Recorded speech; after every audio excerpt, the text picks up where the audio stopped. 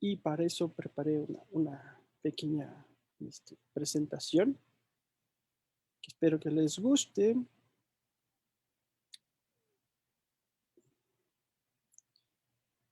Y pues acá atrás también podemos ver un pequeño altar que hemos, bueno, que hice, eh, porque pues ahora no pueden entrar nadie más, entonces con algunas de las cosas tradicionales que se ponen en estas épocas para hacer las ofrendas, aunque bueno, yo la verdad es que no soy experto en estas cosas, pero bueno, le echamos ganas. Bueno, pues ya se están juntando varios, pues saludos a toda la gente que nos está viendo. Por alguna razón, yo no puedo ver ahorita todos los comentarios que se van haciendo aquí en el Facebook Live, pero bueno, saludos a Blanca, Cuernavaca, en fin, varias personas que se están uniendo. Y pues si les parece, vamos a comenzar con la transmisión. Terminada la transmisión, si quieren les comparto el enlace de Zoom para que podamos conversar un rato si tienen dudas, si tienen algún comentario. Entonces, vamos a regresar aquí al Zoom. Vamos a compartir pantalla.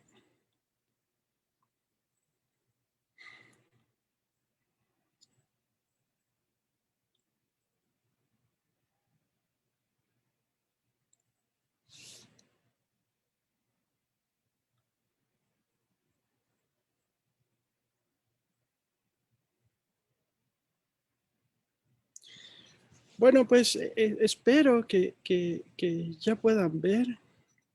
A ver, voy a hacer una cosa que no había hecho.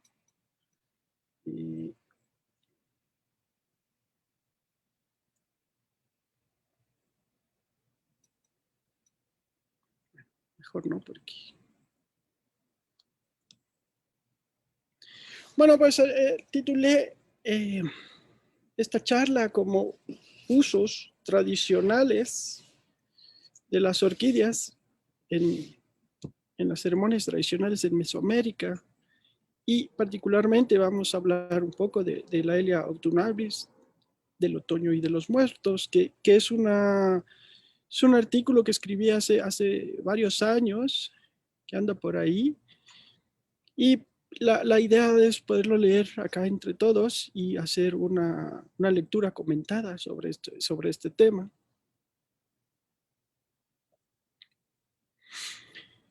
Bueno, los usos de las plantas, de las orquídeas, se ha documentado desde hace ya mucho tiempo. Eh, desde, bueno, desde que llegaron los españoles empezaron a documentar los usos de las orquídeas en Mesoamérica, que han sido usados por diferentes motivos. Y así como ese uso ancestral que vamos a ver más adelante, también pues hay cierto uso moderno. Pues las orquídeas se siguen usando para los diversos ceremonias, rituales modernos incluso, ¿no? Como en este caso vemos el uso de cymbidiums, que son plantas importadas, digamos, plantas que no son nativas de América, vienen del sureste asiático, estas plantas, ¿no? El género Cymbidium. Aunque estos, pues, los que ya son híbridos mejorados. Esto es la iglesia de San José de Gracia en Michoacán, donde se hace también una exposición con cymbidiums en el parque que vale mucho la pena poder visitar. También desde hace tiempo se sabe que estas plantas pueden tener diferentes usos, ya sea incluso en rituales. Por ejemplo, se sabe que Coniella leptófila o Trichocentrum leptophyllum, como le quieran decir, es una planta que se ha usado por los rarámuris en sustitución del peyote en algunas ocasiones, porque tiene propiedades alucinógenas, ¿no?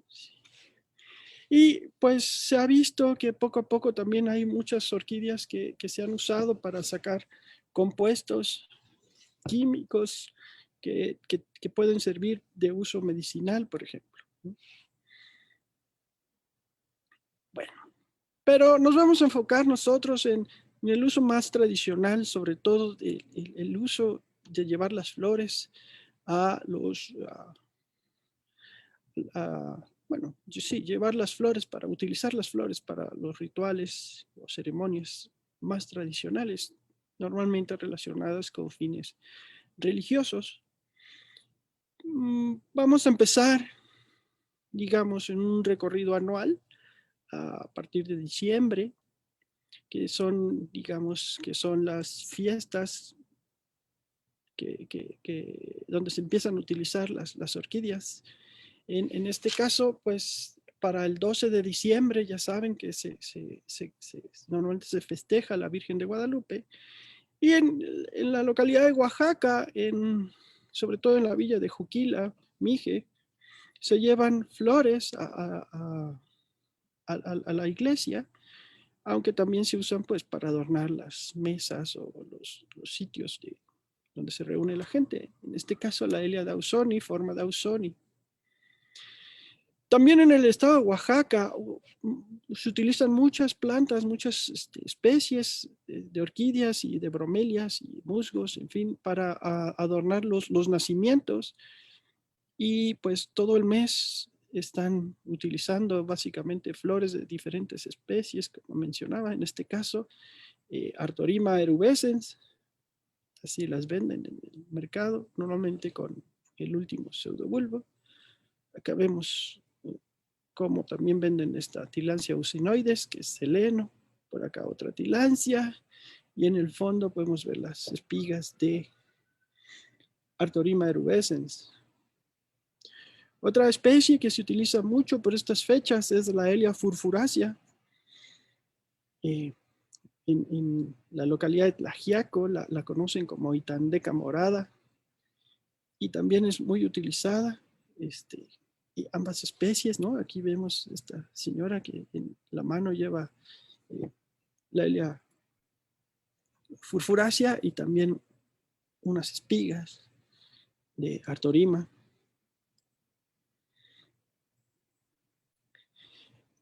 Y pues vemos que estas especies se han sido utilizadas ya también pues parte de la cultura local, ¿no? En estos casos, estas tejas que hace Connie Cisneros ahí en Tlaxiaco, ¿no? Artorima, la Elia Dausoni, forma Dausoni, y la Elia furfuracea.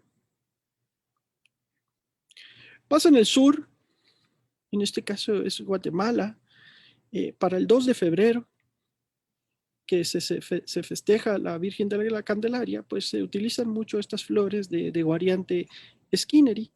Hasta hace no mucho, mucha gente la conoce como Cattleya skinneri.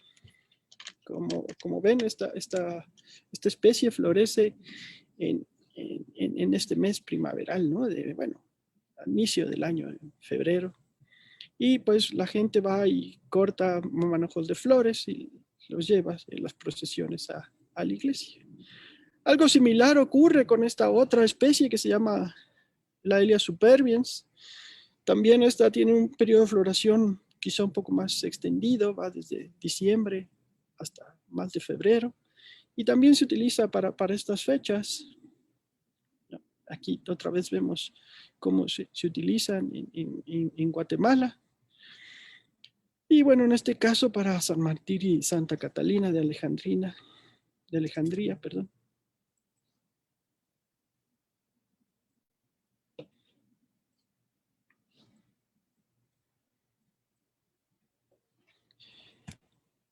Y perdón,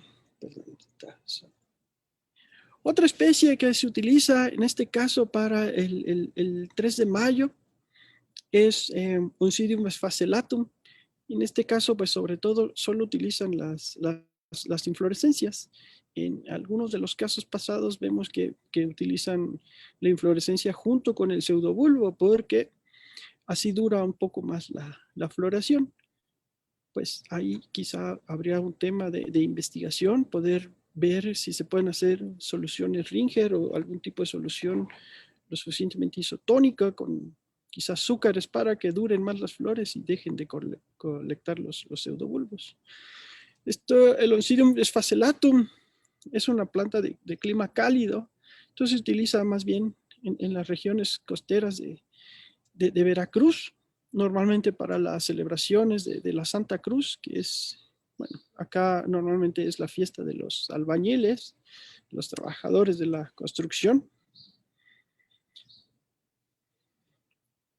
Y pues es muy usado, ¿no? Son en las ceremonias locales. Quizá otra de las especies que más se usan en México, porque tiene una amplia distribución y además porque ser muy bonita, es la Elia especiosa. Sobre todo tiene un uso muy particular en el estado de Michoacán. Esta flor tiene, esta especie tiene una floración en primavera, desde abril hasta junio llega a durar, pero su pico de floración es en mayo, finales de abril, principios de mayo, y pues normalmente se utiliza pues en las ceremonias relacionadas con la Semana Santa. Hay diferentes usos, como ven, ¿no? Para decorar ciertas estructuras. Se llevan a la iglesia, ¿no? En este caso, en la parte de arriba, todo esto morado que se ve, son pseudobulbos de la Elia especiosa con las flores. Vemos aquí también en el tapete cómo se ha incluido una flor. Y bueno, en este caso, como se llevan, en muchos casos, pues hasta plantas completas para adornar, pues, no sé, los carros alegóricos o cómo se podría decir esto.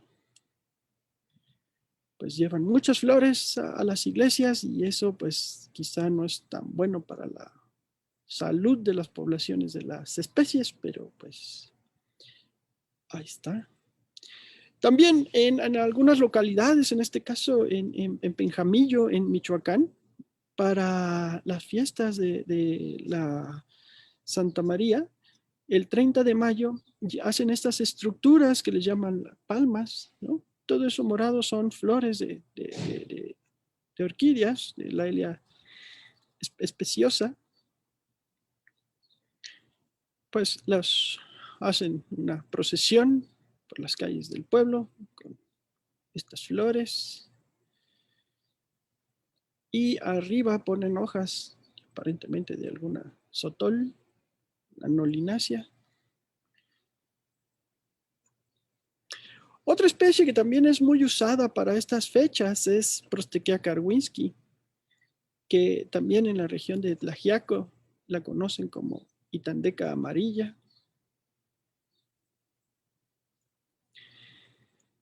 Pues eso es una especie muy aromática, tiene un olor a cítrico, es muy agradable. Y pues también es cosechada, como ven, con el pseudobulbo más reciente. A veces los cortan dejando parte del rizoma y parte de la yema bueno, donde a veces está la yema de renuevo, aunque a veces pues sí lo llegan a cortar con todo y raíz, como se alcanza a ver acá. Estas flores rojas es de una nopalsocha, una cactácea epífita. Y pues ya también se conoce como Itandeca amarilla en esta región de Tlaxiaco, donde es muy utilizada.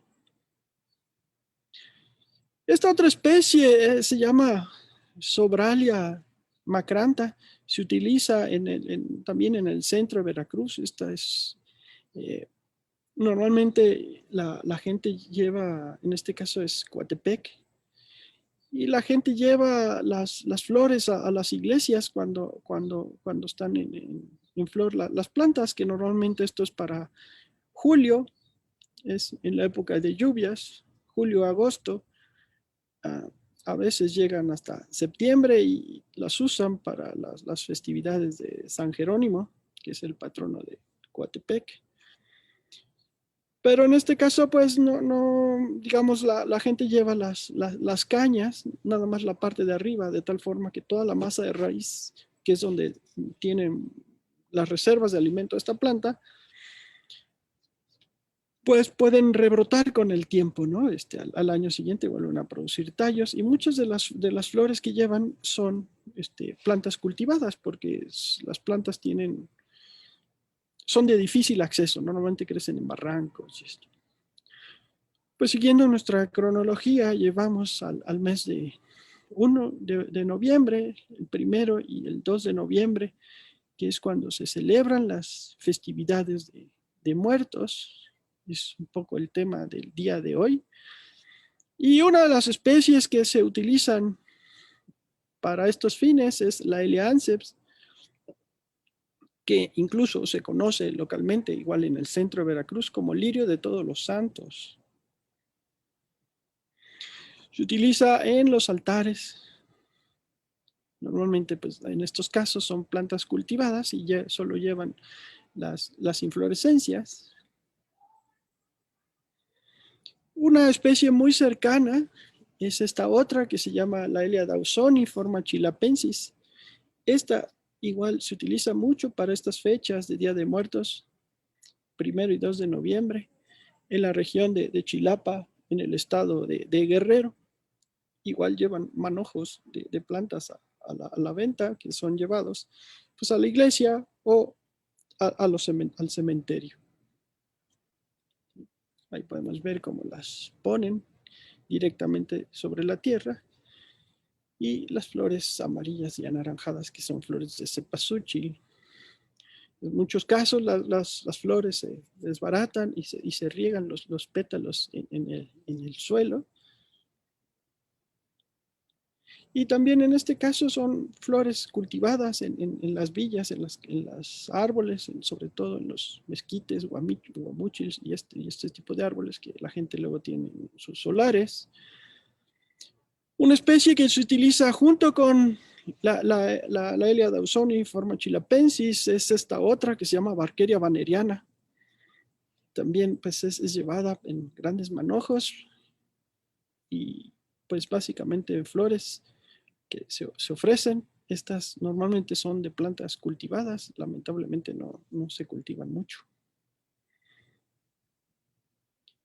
Y probablemente la especie con más presencia geográfica en el uso en los rituales de Día de Muertos es esta otra que se llama la Elea autumnalis.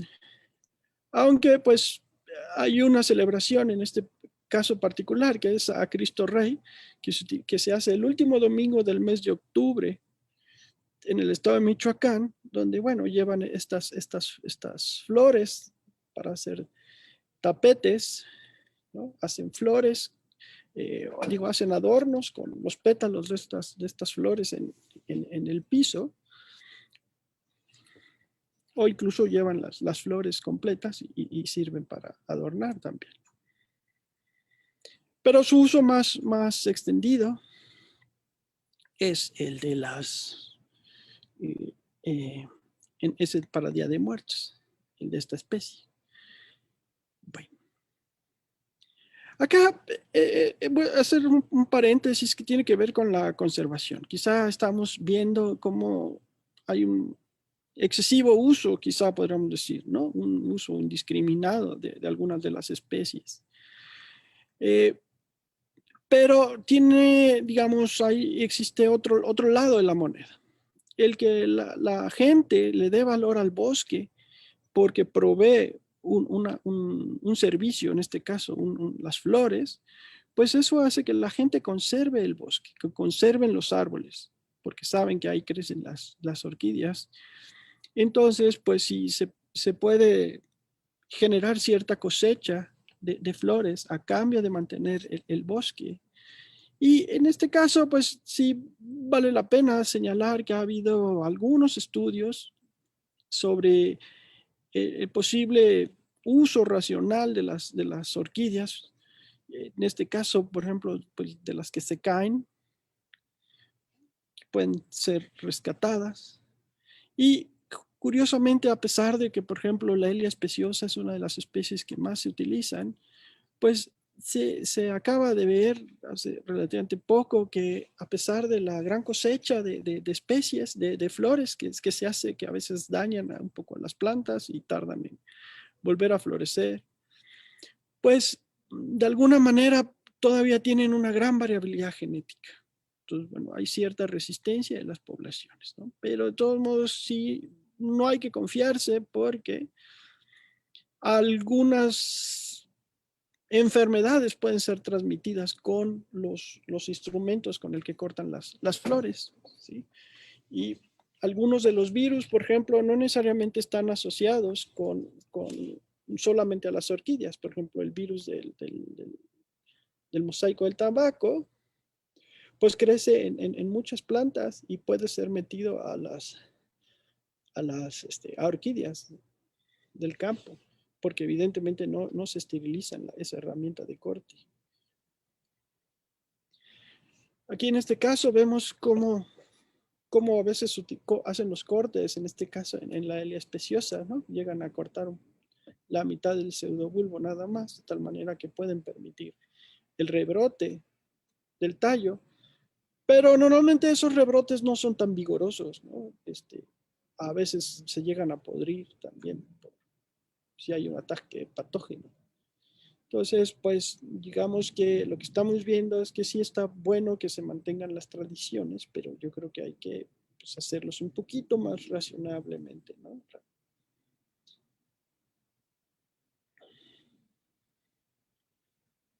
Bueno, pues regresando a las ceremonias tradicionales del Día de Muertos, pues en el centro de México sobre todo, aunque es una tradición que se hace en muchos lados, pues, no solo de México, del mundo, ¿no?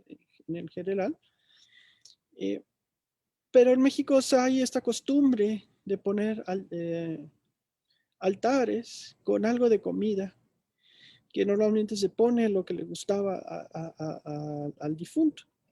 Y se supone que en estos días de muerto, las ánimas llegan a alimentarse de la esencia de los alimentos que se les ponen en las ofrendas.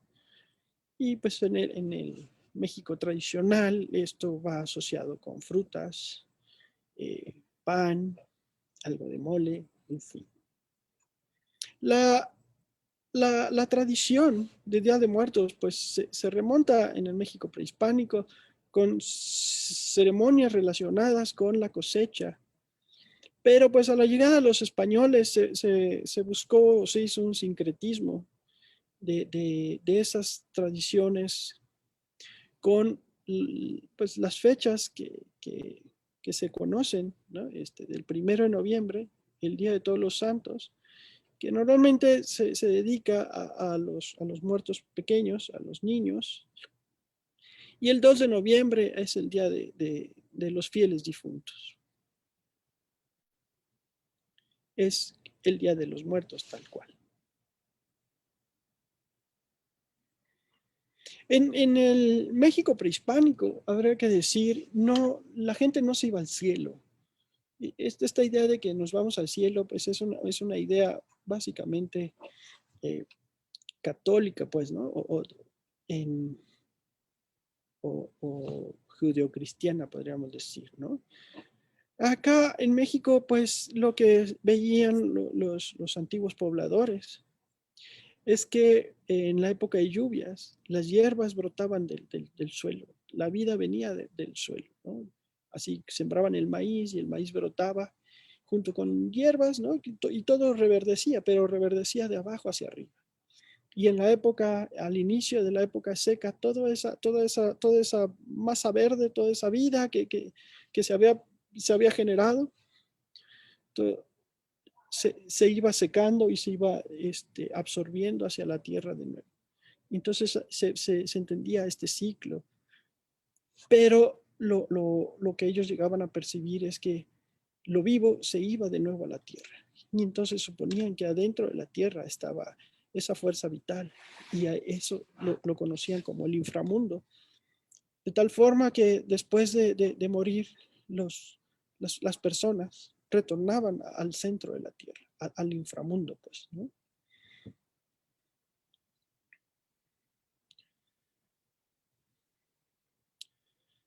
La Catrina, este personaje que ya es mundialmente conocido, es un personaje relativamente nuevo en las tradiciones mexicanas. Eh, se hizo famoso por las pinturas de Diego Rivera, que a su vez se inspiró en los grabados de se me fue el nombre, y pero bueno, así yo lo que quería ejemplificar con esto es que las tradiciones, nuestras tradiciones, son algo que es cambiante, es vivo. Y recientemente, el 31 de octubre, se festeja ya incluso Halloween. Y estas festividades de Halloween, que pues no tienen nada que ver con las tradiciones de Día de Muertos, pues ha permeado cada vez más fuerte en nuestra cultura. Y pues ahora ya se ha incorporado de diferentes formas, ¿no?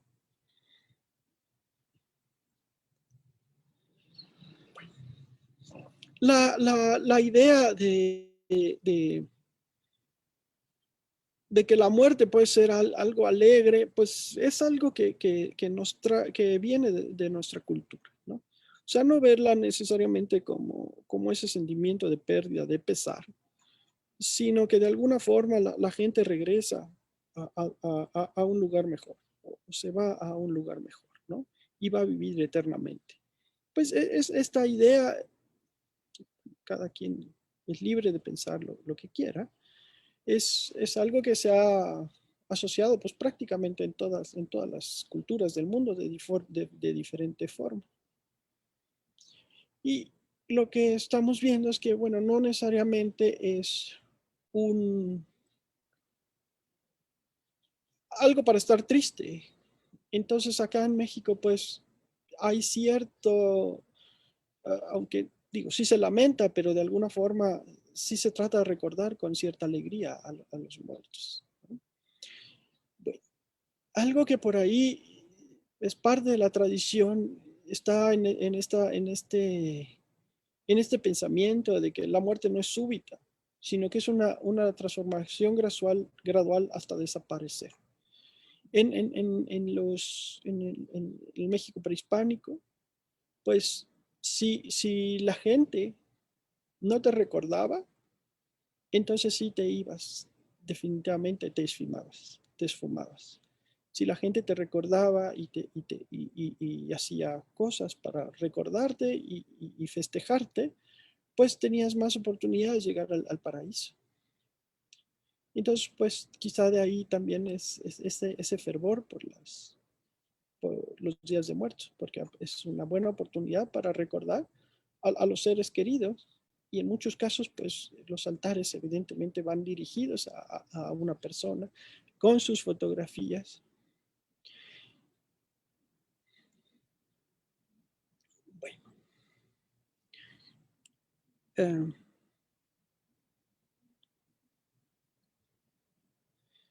pues el inframundo en México estaba custodiado por dos seres, eh, dos deidades, ¿no? Y entre los dos cuidaban este reino subterráneo, este reino del inframundo, ¿no? En el cual pues bueno, se llamaba el Mictlán, este reino, y para llegar a él pues había que pasar una serie de pruebas, no todo el mundo llegaba de forma directa, ¿no? Ya vamos a ver un poco más adelante. Y cada uno tenía una función estos dos reyes del Mictlán, o dioses del Mictlán. Y vemos que, bueno, normalmente se, se- se representan en forma de esqueletos porque en algún momento se quitaba el cuerpo del, de la persona y, ¿sí? Y solo llegaba el alma al final del cuento, ¿no? Bueno, para llegar al Mictlán no se hacía de forma directa, salvo algunas contadas excepciones que vamos a ver adelante.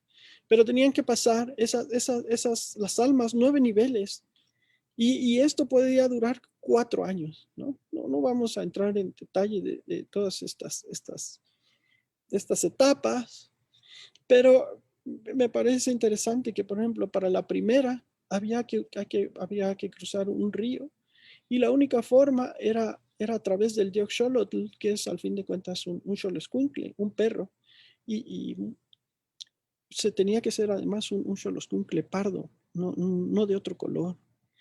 Y, y bueno, pues ahí también hay cierta idea de por qué desde ese tiempo se veneraban a los perros en este país, ¿no? Ok,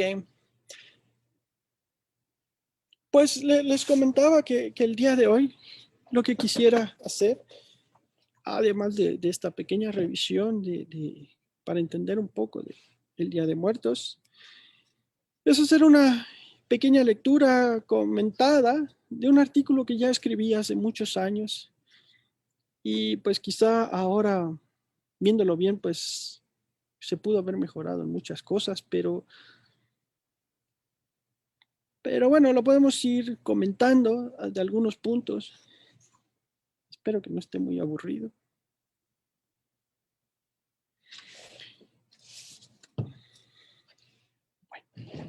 Ese grabado que ven ahí es la forma en que los antiguos mexicanos bueno, decían que alguien estaba hablando, ¿no? Como esas figuritas que salen de la boca de las personas. ¿Sí? Bueno, entonces vamos a leer y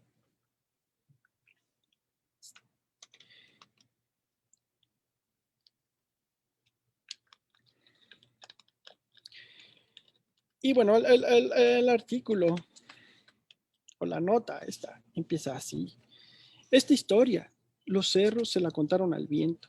Este la susurró al agua y ésta la olvidó y la dejó en las profundidades hasta ahora. El agua dice que sucedió hace unos 600 o 700 años en el apogeo de la cultura mexica en el México prehispánico. Ella cuenta que ocurrió en algún lugar del eje neovolcánico en el centro del país.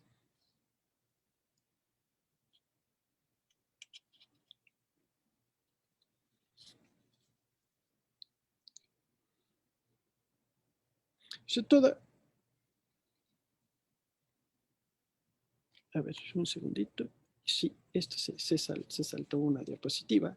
Era una fría mañana de un típico día de otoño. Se podía oír el canto de las aves, mas no el sonido de los animales del campo que ahora estamos acostumbrados a escuchar.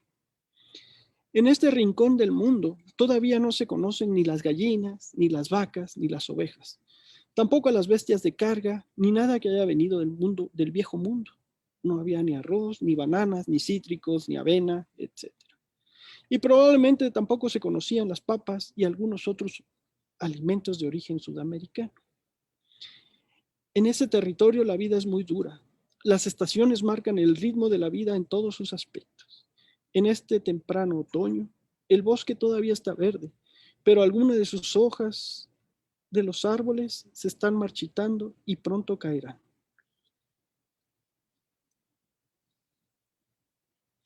Pronto vendrá un invierno frío y seco y luego una primavera cálida, mas las lluvias no aparecerán hasta el siguiente verano.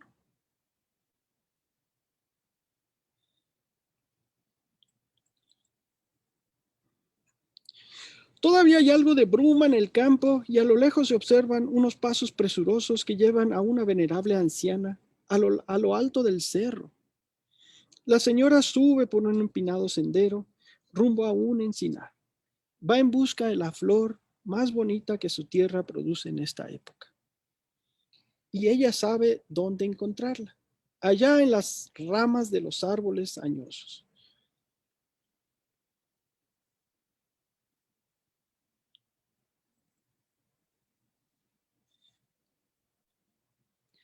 de espaldas.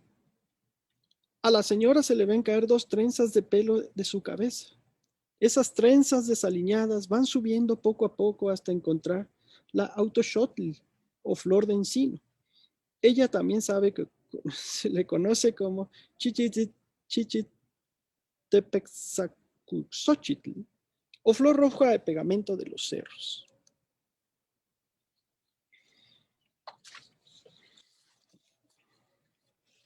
Porque se conoce así, porque sirve para extraer pegamento, para el arte plumario y hacer artesanía y para elaborar dulces, entre otras cosas, aunque hoy solo va por sus flores.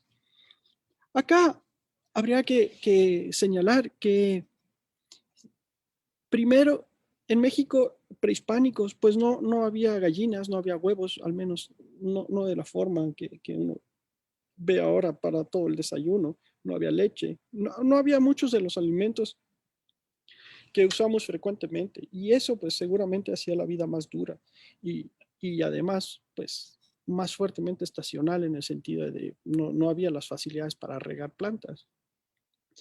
Otro asunto acá que podemos mencionar es el uso tradicional que se le ha dado a diversas orquídeas, entre ellas la Elia autumnalis, aunque más algunas otras como incluso la Elia especiosa o Cirtopodium macrobulbum para extraer esta goma que se llama Southly, que se utiliza pues para diversos fines, incluso para hacer cristos de caña, para hacer algunos dulces o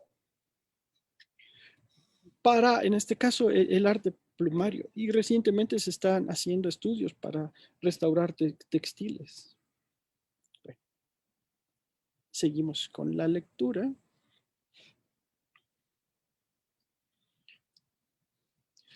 La señora sabe que los días de Tlaloc, el dios de la lluvia, se están terminando y que pronto vendrán días soleados.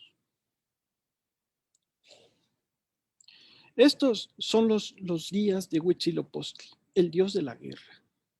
Ahora es el periodo de cosecha y por fin, después de varios años, la milpa produjo maíz, frijol y calabaza.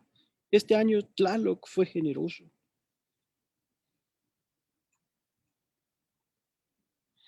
La señora sabe que con los graneros llenos no vendrán discursos patrioteros y las encomiendas divinas para hacer guerra a sus vecinos. Este año habrá paz y Huitzilopochtli se conformará con ofrendas sencillas. La anciana sabe lo que es perder un hijo en la guerra y ahora va por flores para honrar su memoria. Ella mira al oriente. Ella mira al oriente, hacia el sol naciente. Ya que su hijo tuvo el privilegio de acompañar al sol durante 4 años, desde el amanecer hasta el cenit, antes de que reencarnara en colibrí. De reojo voltea al occidente y piensa a su tía muerta en el parto, ya que su destino será acompañar al dios sol del mediodía hasta el anochecer. Al recordar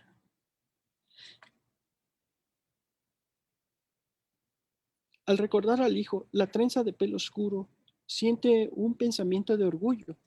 De todas las formas de morir, esta es una muy digna y de mucho valor, que la honra a ella y a toda su familia. Mientras tanto, la trenza de pelo cano no logra entender el porqué de la guerra y no encuentra resignación alguna. Acá hacemos una nota para hablar un poco de lo que mencionábamos al principio. Este asunto de que los muertos, sí, digo que la muerte no es algo de un día para el otro, ¿no? Sino de alguna forma nos vamos muriendo un poco en vida, todos. Y esta dualidad que a veces nos sentimos adolescentes y a veces ya estamos con un pie en la tumba. Y pues nos conflictúa en ciertos aspectos de la vida entre lo que queremos y lo que podemos hacer, ¿no? Y en lo que pensamos a veces, ¿no? Llegamos a una tienda y vemos una ropa así súper bonita y de repente decimos, chin, si con unos cuantos años menos o con unos cuantos kilos menos valdría la pena, pero de alguna forma siempre estamos en este conflicto entre lo joven y lo senil. Y eso es la disyuntiva que estamos tratando de ejemplificar con el asunto de la trenza oscura, ¿no? Que no tiene canas, que es más jovial, mientras que la trenza añosa, canosa, de alguna forma, pues tiene más serenidad, más sabiduría que el tiempo le ha dado, y eso es lo que vamos a tratar de ejemplificar con esta metáfora, ¿no? Y otra nota también que queríamos mencionar acá es que en la cosmovisión azteca, los difuntos iban a 4 lugares diferentes de acuerdo a cómo morían, ya sea el Mictlán, cuando era de muerte natural, el Tlalocan, cuando había accidentes de agua o si te caía un rayo, que era como el paraíso de Tlaloc. Y bueno, había 2 más, ¿no? Uno a donde iban las mujeres que morían en el parto o los que morían en batalla, ¿no? Los guerreros. Y el otro es donde iban los bebés muertos durante el parto. Bueno, seguimos con la lectura. La señora agacha su rostro, mira hacia el suelo y suelta un suspiro profundo, en parte por el cansancio, en parte por la nostalgia. Ella sabe que su destino será como el de la mayoría de los mortales. Regresará al inframundo de donde se originó. En esta época del año, todo señala su retorno a ese lugar. Todo lo verde que produjo la lluvia del verano se empieza a retraer. Las hierbas ya florecieron y se empiezan a morir. Las almas regresan al inframundo y no hay tiempo que perder para despedirse de ella. La trenza del pelo oscuro exclama que hay que festejar la cosecha.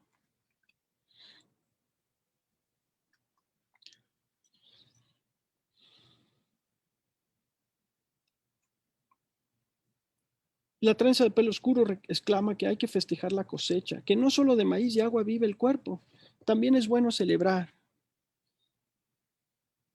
Es bueno celebrar las dichas de la vida. La trenza con más canas piensa en el duro tiempo que vendrá.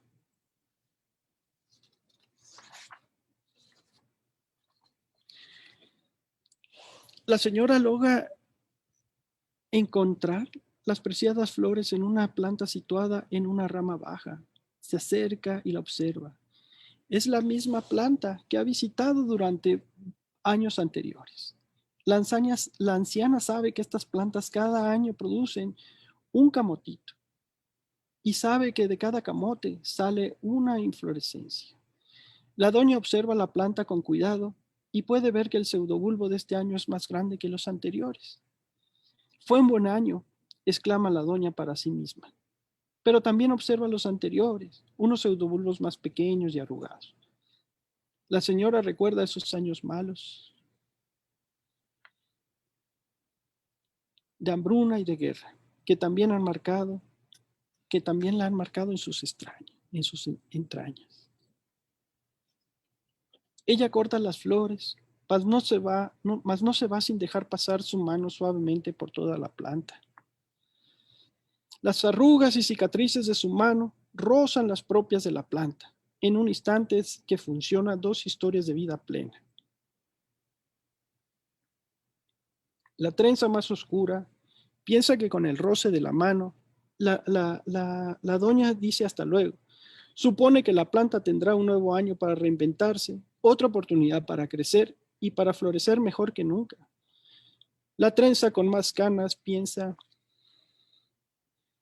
¿quién será la primera que dejará de contar su historia? Acá otra nota que cultural. Las historias de vida en plantas son los patrones de asignación de recursos. Las plantas tienen un monto de recursos finito, es decir, aquellos que lo que han podido capturar.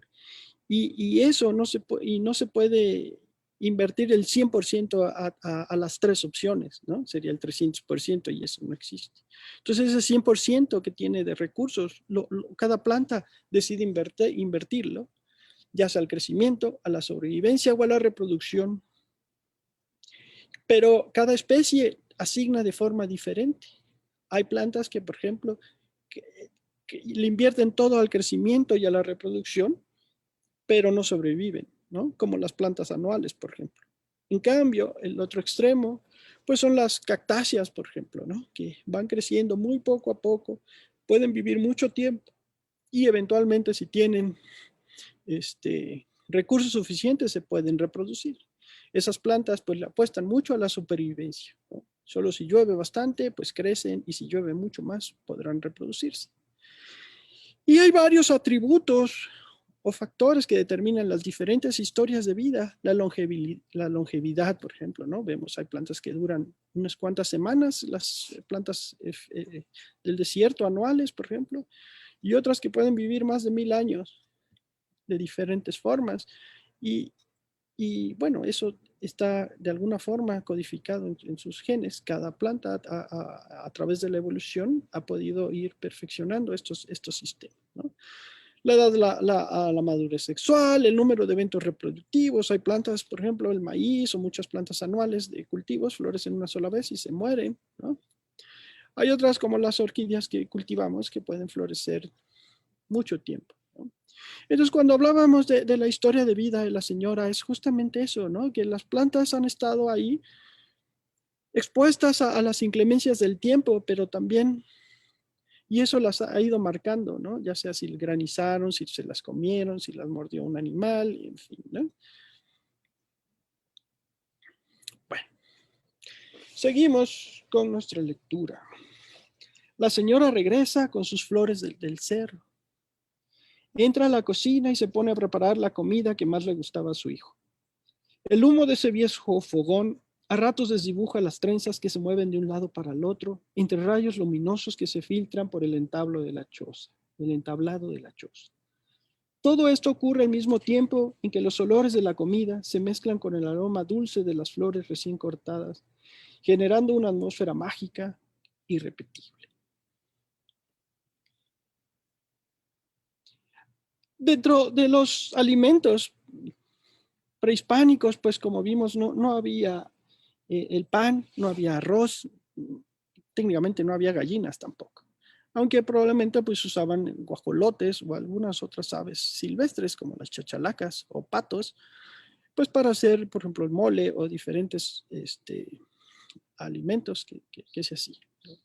El chocolate pues no se tomaba con leche porque pues no había vacas, y se tomaba con agua, y de hecho todavía en algunas localidades se come con agua. Pero pues más recientemente, pues de alguna forma el sincretismo cultural pues ha permitido que la oferta gastronómica se maximice, ¿no? Y pues ahora los alimentos pues son mucho más variados y más sabrosos probablemente. Al atardecer, la señora ha terminado de preparar el festín, lo envuelve con mucho cuidado, toma las flores que cortó en la mañana y sale de la casa. Pasa debajo de un árbol de su solar. En ese árbol sembró un aguatzóchil que su hijo le trajo del cerro hace años. ¿Cómo no se va a acordar de él viendo esas espigas vigorosas, erguidas y llenas de júbilo?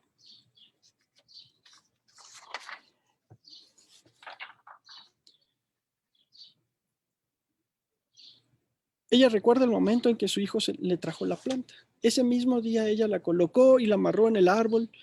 En las mañanas les da el sol, pero al mediodía el árbol le brinda sombra. La doña se ha fijado que las plantas del cerro reciben agua en forma de rocío casi todos los días. Así que ella le echa agua a su planta al menos 2 veces por semana, bien tempranito en la mañana.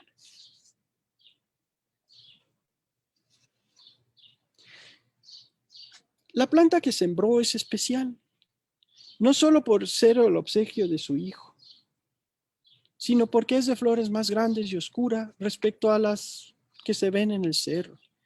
Es la forma Arthur Rubens, dirán los centenados. Las espigas, de casi 1 metro de largo, con 10 flores por inflorescencia, por vara, de un color que recuerda más a la sangre que al lila, y la garganta blanca la hacen estremecerse de emoción. Esas son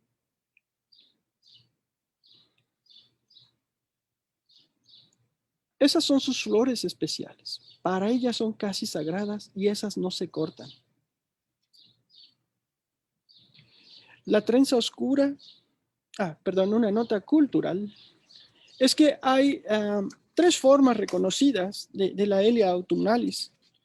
Esta de pétalos delgados y tonos más oscuros, que es la forma Arthur Rubens. Está la forma más común de Michoacán, por ejemplo, de pétalos un poco más anchos, un poco más pequeñas y de colores más claritos. Y la forma Xanthotropis, que es un poco más pequeña, pero se distingue de pétalos más redondos y se distingue por tener un color más amarillento en la garganta de la flor. Y de eso nos hablaba un poco esta historia, ¿no? Que a lo mejor esta mujer vivía más hacia Michoacán y su hijo le trajo esta otra más del centro de México. Y pues la variación que hay en cuanto al color de la Helea autumnalis pues es muy grande.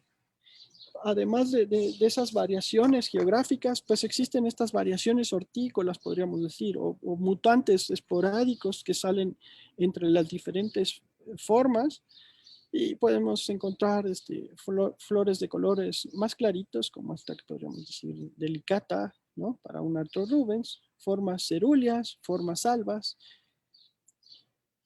en fin. Bueno, continuamos entonces con nuestra lectura. La trenza oscura se llena de orgullo cuando los foráneos alaban su planta y cuando le comentan que no la conocían, pues solo que crece en estas tierras. Mientras tanto, la trenza de pelo cano piensa que no hay nada más propio en la naturaleza humana que cultivar plantas por placer, para disfrutar de las flores y para saciar su alma de recuerdos.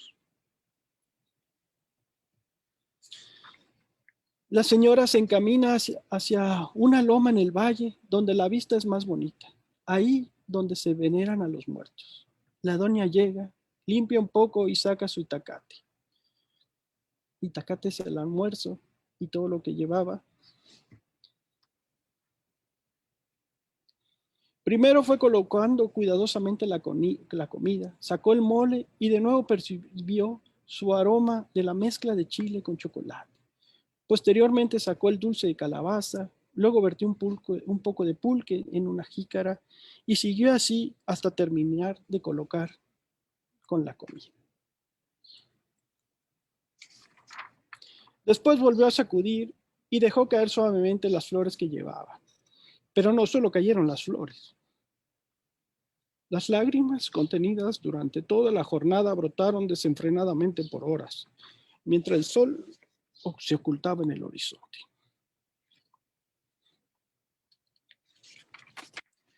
La trenza con cabello más oscuro creyó escuchar, entre sollozos, una plática que trataba de los recuerdos de la infancia del hijo, de cómo le gustaban las palomitas de maíz. También la escuchó mencionar sobre las mejoras de la casa, algo sobre el clima y de los parientes, entre otras cosas.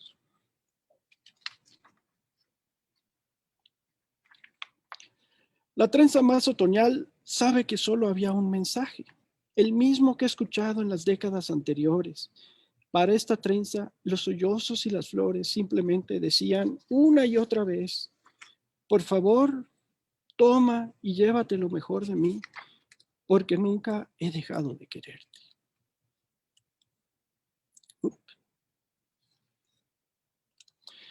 Bueno,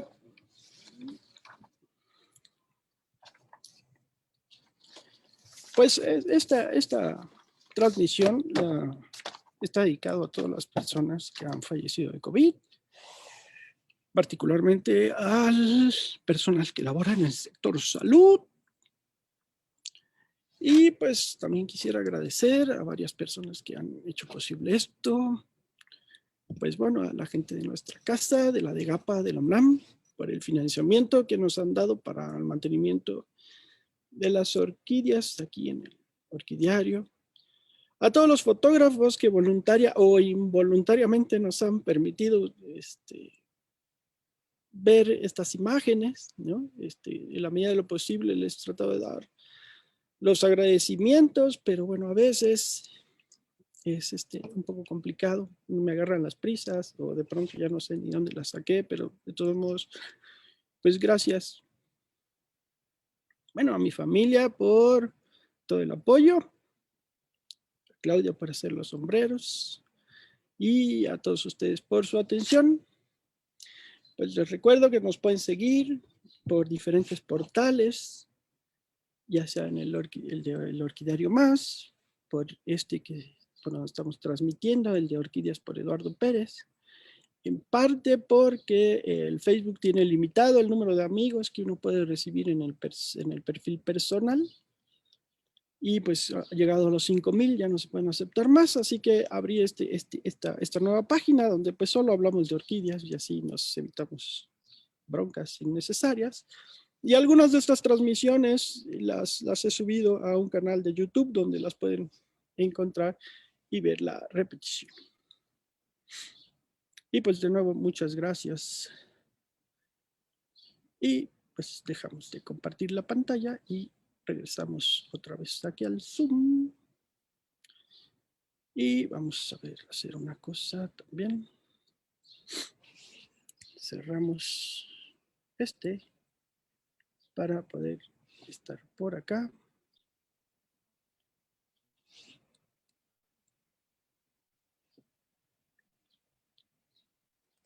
Y vamos a compartir el enlace del Zoom. Aquí no es. Por si alguien más, bueno, por si alguien se quiere reunir aquí en el Zoom y platicar un ratito acerca pues, de las orquídeas del mes de otoño. Vamos a ver si encuentro el link para poderlos ponérselos.